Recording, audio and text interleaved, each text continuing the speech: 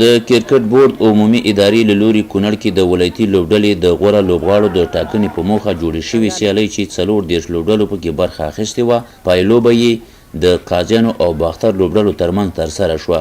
قاضیانو لوبډلې په لومړنۍ توپوهنه کې د 10 اورونو په لوبولو سره مقابل لوبډلې ته د 210 منډو هدف وټاکه. وروسته باختر لوبډلې وکړای شول چې د 3 لوبغاړو په سوځېدو ټاکلي هدف پوره او پایلوبه په خپل نوم کړي. کونړ کې د کرکټ بورډ مسؤلین وایي د اسداباد په ورزشي لوبغالي کې پیل شوو سیالیو ته ګڼ مینوال راتله. یا د سیالۍ په ښې امنیتي فضا کې سرته ورسېدې او د دې لوبو غوره لوبغاړي به ولایتي لوبډله کې وټاکل شي.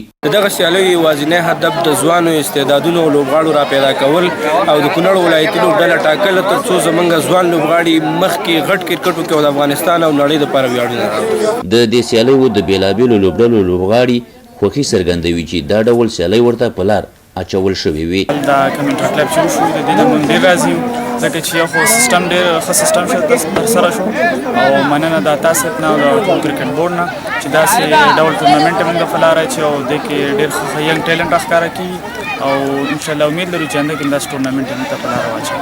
د یادونې ده دغه سیالۍ چې نږدې یوه نیمه میاشتې دوام وکړ اعجاز الحق، نجیب قاضي خیل او عمر امین د همدې سیالیو د غوره لوبغاړو له ډلې وشمېرل شو.